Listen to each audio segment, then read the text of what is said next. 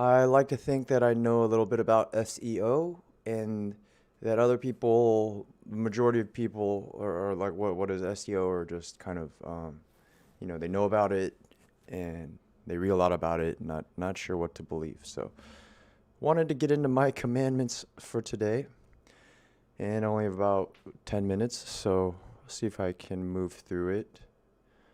Well, without further ado, here we go. And should I do this? For the people that just wanted the whole list, here we go.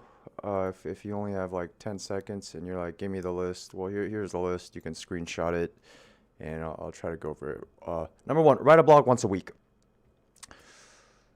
It doesn't sound like a lot, right? Like, okay, once a week blog, but the vast majority of businesses that I've come in contact with, and small businesses of varying sizes, right? Small businesses can get quite large, and they're not even, whether they even have a blog or not, they're not even doing it regularly, consistently.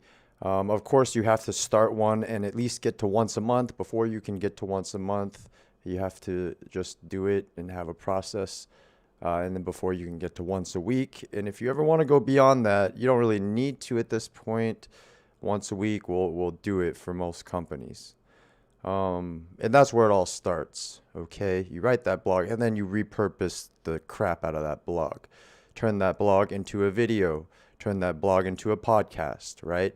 If you just get someone to read that blog, anybody in the company to read it on camera, it turns into a video. And then that video also turns into an audio. And then that blog becomes a video and a podcast at the same time, if you want to put in some extra work, okay?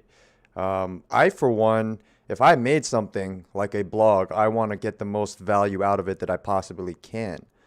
And I mean, literally killing three birds with one stone. You got the blog, then you record someone reading the blog, you have a video, and then you upload that same video to any audio site, which will take the MP4 file, turn it into a podcast. So you got a blog, a video, podcast, one shot. And so you could focus on making better content, knowing that you're going to repurpose it. Number three, longer the better. You don't really want blogs being less than 700 words. 1,000 words, pretty good to kind of shoot for par. 700 words being your absolute minimum. And if you can get to the quality of work where you're doing 1,500 to 2,000 word articles, not all the time. If you're doing it once a week, maybe once a month, once every other month, you can write a super long evergreen article. Those are the ones you really think will hope to last.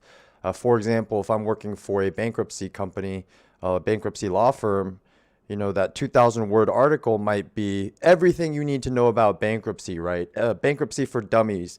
It might qualify as a book, but we call it a blog article. It's a very long, a lot of, you work on the outline first. You don't just start writing 2,000 words, right? Start with the outline. But that being said, number four, don't keyword stuff.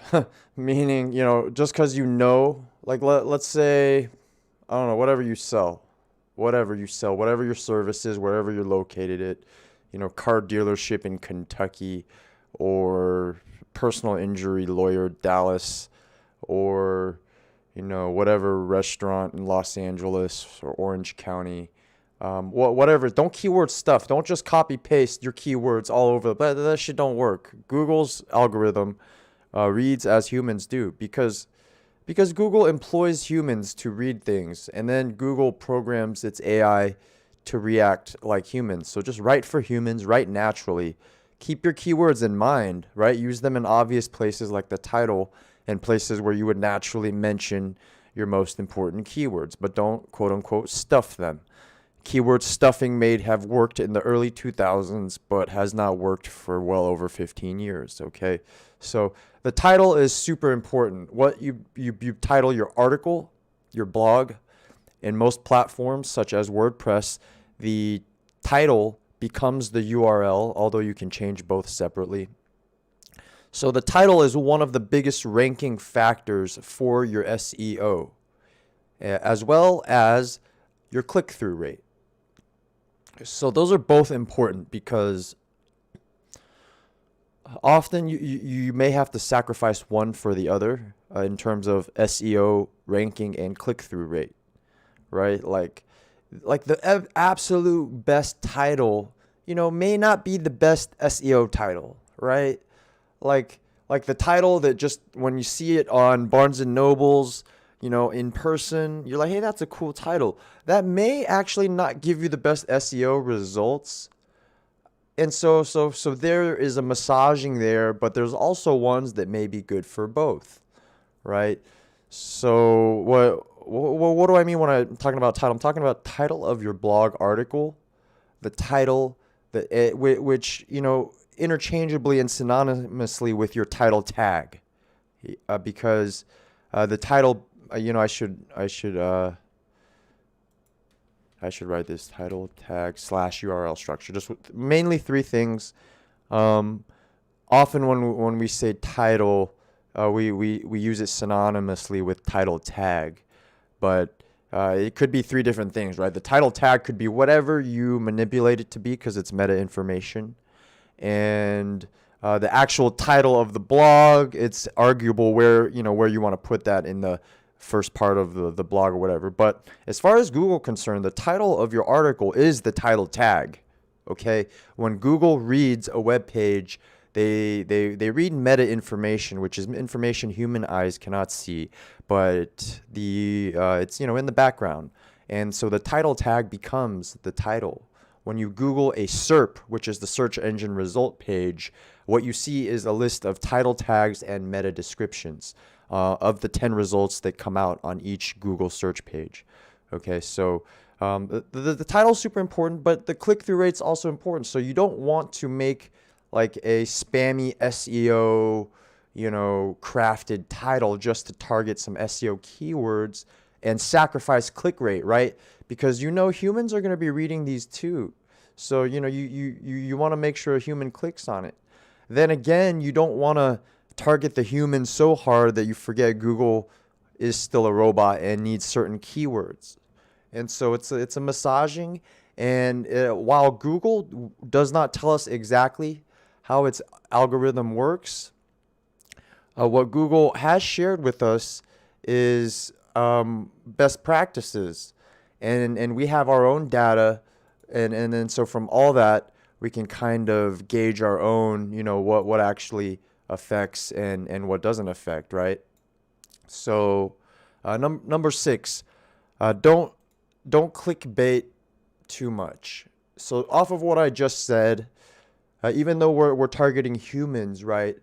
You got to think about how humans feel after they click. Like, you don't want to just trick someone to click. If you totally fooled them into clicking, they won't trust you anymore, right? You don't want to say, 10 best tips on this, and then when they click, the tips are just, very horrible tips. They're going to get pissed off. Or you don't want to say, 10 best tips on this and not even give any tips at all, like just straight up bait and switch. So when I say don't clickbait too much, I'm saying you can say 10 best tips on insert whatever it is you do, but give it your best shot to write the 10 best tips. Don't give some shoddy ass article. So don't clickbait too much. Clickbait a little bit, but if you're gonna clickbait, make sure you deliver an article that delivers on what you were baiting them for. All right. So think of your audience first, right? Most people just want to think about what they do, right? So if I'm a bankruptcy attorney, my obvious thing is to talk about bankruptcy, right? But if we think about our audience first as a bankruptcy attorney law firm, our audience is people in a potentially bad financial situation. So what are things that might benefit them, right? What are things that might help people in a bad financial situation? And if we think in terms of our audience, we can write, bands are the types of articles we can write.